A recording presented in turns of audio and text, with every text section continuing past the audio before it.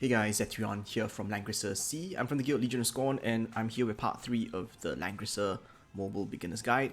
And today we'll be talking all about summons, the mechanics behind summoning in this game, as well as how many summons you expect to get a month as a free-to-play player, as well as different levels of budget. So I'm just going to jump right into it.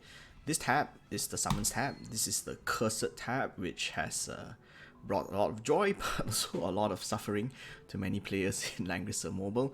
I will basically be only talking about the premium summons or the summons with Trinity vouchers and Trinity crystals. Obviously, we're not going to talk about friendship vouchers, just summon as many as you want for those.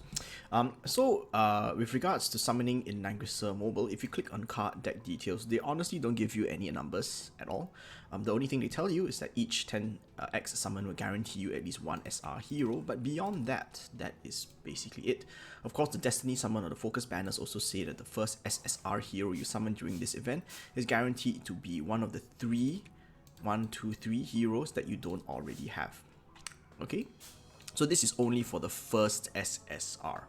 Alright, and something else that is new that was added after the first year update is this exchange mechanic, where you can exchange shards plus this space-time essence in order to get 50 shards of somebody else. Do note that you will only get space-time essence if you summon a hero that you already have at 6 stars. So this mechanic is not for new players. This is basically for veterans who already have some of these heroes at 6 stars and want to shard up the other heroes on the banner. This is sort of to guarantee that if they get one of the 3 heroes, they will be able to do that. So we'll dive straight into the detailed mechanics of summoning, and this is basically based off our own observation as players. Using 10 summons at a time guarantees an SR hero. That is very clear. That's even in the game itself. What is not documented is that there is a guaranteed pity rate SSR every 100 pulls, which will reset after you pull an SSR. So the longest you will ever go without an SSR hero is 90 pulls. Just to take note, this is an SSR hero. Okay, there's no pity pulls, there's no pity rate for SSR equipment banners, as unfortunately I managed to find out to my dismay. So again, you will get a pity SSR hero every 100 pulls maximum. Right? If you don't get it, it means that you counted wrong.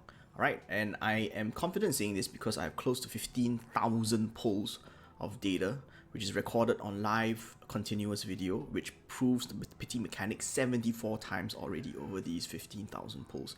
So I'm not going to argue if you don't believe me. You can believe in whatever you want, including fairies and unicorns, but there is a pity rate SSR. That is a fact, accept it.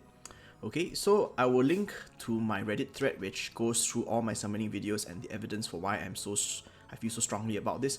But I feel this is very important, especially for players who don't have many summons, because it means that once you have 100 pulls saved up, you can guarantee getting an SSR hero, especially for focus banners which have that protection for you. For the pity rate for starting players, if you have 0 SSR heroes, the pity rate is set at 40 summons. And then after that, the next SSR hero pity rate is at 70. And for the third SSR hero and beyond, you go to the pity rate that everyone else has, which is 100 summons. So again, I say again, for the first SSR hero that you're going to pull ever, the maximum numbers of pulls that you need will be 40. Of course, you can get it before that. As per the other pity rate, if you get an SSR hero before 40, you reset. And therefore, you have to add on 70 pulls maximum before you get your next SSR hero. So for example, if I got my first SSR hero at 10 pulls, the maximum number of pulls that I need for the next one is 70 more, which means that in 80 pulls, I should have 2 SSR heroes. Of course, if you're unlucky, you will only get 2 SSR heroes at pity, and that will be 110 because 40 plus 70. Your third SSR hero will therefore be 40 plus 70 plus 100, which is 210. So by 210 summons, you are guaranteed to have at least 3 SSR heroes, or 3 copies of SSR heroes, which might or might not be the same hero. So for starting players, you have to be very careful about who you choose to summon. I would actually strongly suggest summoning on the starting player banners, which are available solely to new players. And this would be the Tiaris Ledin banner, as well as the Lana and Leon banner. So we know that these are the summoning mechanics at play, and the main difference that I want to go through is that the Raid Up banner has 2 heroes, the Focus banner has 3 heroes. This is obvious, I'm sorry, this is very obvious. But the Focus banner, there is a guaranteed on-banner hero for the first SSR that you summon. Even though it's only for the first SSR you summon, that guarantee is actually very important, because for a Raid Up banner which has only 2 heroes, which let's show again, like this Twilight Guardians banner, there is no guarantee that you will get any of the on-banner heroes at all. And there is an off-banner rate, which means that you can get SSR heroes that are not Virage or Knight of Mystery. You can get off-banner SSRs here, and so none of these two, at a rate of about 20 to 25% based on my data so far. So therefore, if you subtract that rate of 20 to 25%, you will know that the on-banner chance to get each on-banner hero is roughly about 37.5 to 40%. And what this means is that it is actually easier to get dupes of that specific hero on the banner, because not all Raid Up banners are new heroes. Some of them feature old heroes, and if you want to get dupes of that particular hero, this is more or less the best way to get shards to shard up that particular hero as fast as you can. For Focus banners, the downside of having that guaranteed on-banner hero is that you get screwed very badly if you decide to keep pulling for a specific SSR on the banner, because you are dividing 75 to 80% among 3 heroes instead of 2. Your chance to get each on-banner hero is reduced drastically to 25 to 26.67%. This is a lot lower than 37 to 40%. Okay, and this is a very, very, very common mistake that I see, where people just go all in for heroes on a Focus banner after your guaranteed Focus SSR has been pulled, and they only want 1 out of 3. I will never, ever recommend doing this, because your chances of getting exactly what you want are minuscule. You're talking about an average of 187.5 summons just to get 1 copy of that specific SSR hero you want, if you only want 1 out of 3. So for example, if I only want Elwyn and my guaranteed Focus SSR has already been pulled, for example I pulled a Bernhard because I didn't have him, and I want to pull an Elwyn, you have an exceedingly low chance to get an Elwyn if you continue to pull on this banner. Right, and remember that even if you exchange shards, you only get 50 shards, right? And you need to collect 60 to summon Leon. This is important. Read. Okay, 50 shards is not enough to summon a new hero. This is not for you to summon a new hero. Okay, I've seen this complaint posted multiple times on Facebook, and I just wish people would actually read, see how many things you get, and whether it's necessary or not. So please don't make these mistakes. Please actually read what's on the Focus banner so that you don't get screwed by this. Right? So this is the common mistakes I see while summoning, and people just waste all of their resources on Focus banners after the guaranteed Focus SSR has been pulled, and they complain that they got bad RNG. But I'm sorry to say that you created your own bad RNG, because the chances are so low to begin with. Okay, so please don't make these common mistakes. So you say, oh, this is all well and good, but how do I know what heroes are good? This one you have to do your own research as to what heroes are good for your specific setup, as to what factions you're building. But we do have certain resources available which tell you what banners are coming up. For example, you can see that we are currently at the Mystery Knight Virage and the Elwyn, Leon, Bernhard banners, and the next Focus banner will be Listel, Lanford, and Angelina. This spreadsheet is made by my guildmate Orlando, and I might be helping to upkeep this once it runs out of the updated portions. But this is the best C resource to tell what is coming up, and we've updated this all the way until June of next year. Next June of 2021, just to be precise. I also have a Reddit thread that I occasionally update, but I'll just put the links to everything at in the description of this video, so you guys know where to find this. This is important in case you want to pull for specific heroes, because this enables you to save your resources ahead of time. If you are in the global server, there is a predicted banner schedule for global, as you can see here, and this is made and updated by Haz. I will give a link to this predicted banner schedule for global as well in the description of this video. So there are multiple banner prediction resources out there. The next topic I'd like to talk about is how many summons you actually get per month. So as a free-to-play player, you will get, and this is assuming that you clear all the way to the final level of Timeless Trial, you will get 3,200 crystals and 12 vouchers per month, which equates to 48.36 summons. If you do PvP, and this is pegged at, I say again, pegged at normal arena 1900, World Arena Silver 1 or Silver 2, and Apex Arena Langrisser, this is roughly how many resources you're going to get. You're going to get about 82.2 summons per month, or a difference of about 34 summons as compared to somebody who did not play PvP. This is more for players who have been playing from the start because they don't have as much catching up to do. And in fact, from our latest Season 2 of Apex Arena, we had 2 free-to-play players in the top 16. So it is very possible for free-to-play players to compete at the very highest levels of Apex Arena.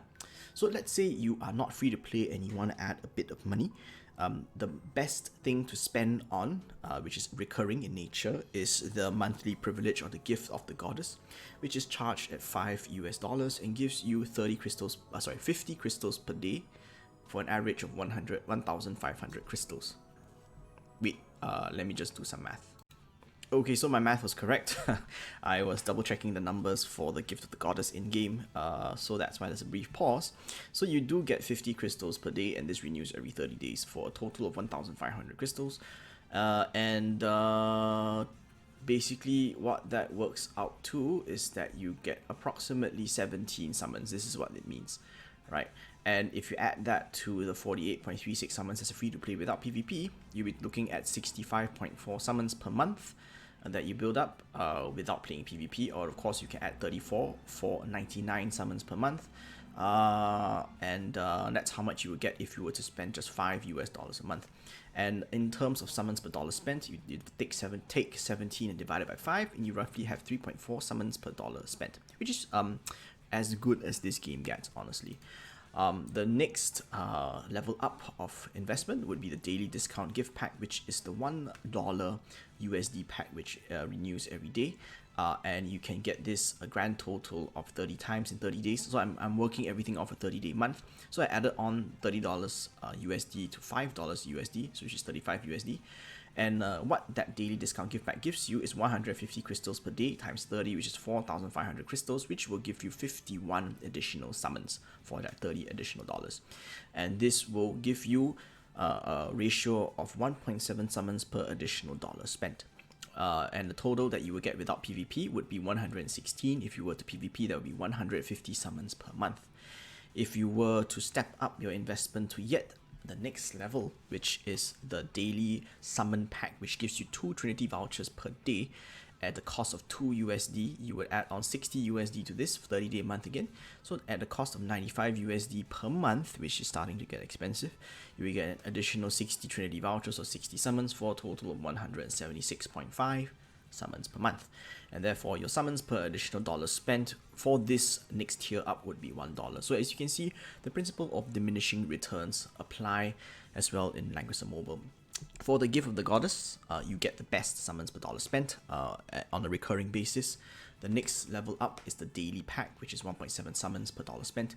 And unfortunately, the next daily pack, which is still alright, gives you 1 summon per additional dollar. So where does it bring us in terms of other packs to buy? Honestly, every other pack sucks. Every other pack comes in at roughly about 0.4 to 0.6 summons. We're just talking about summons. We're not talking about the additional materials it gives you. It only gives you 0.4 to 0.6 summons per dollar spent, which is a much poorer ratio than everything so far.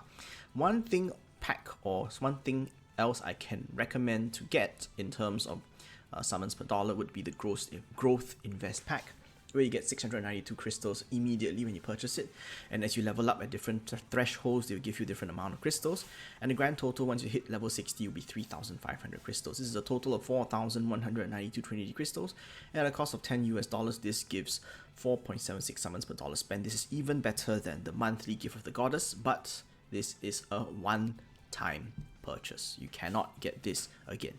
This is one time per account.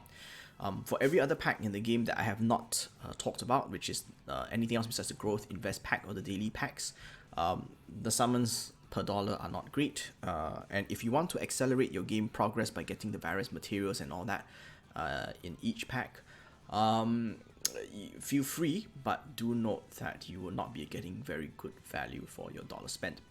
I also add that the SSR accessory and weapon packs, even though they look nice, most of the time, from personal experience, they often give you junk.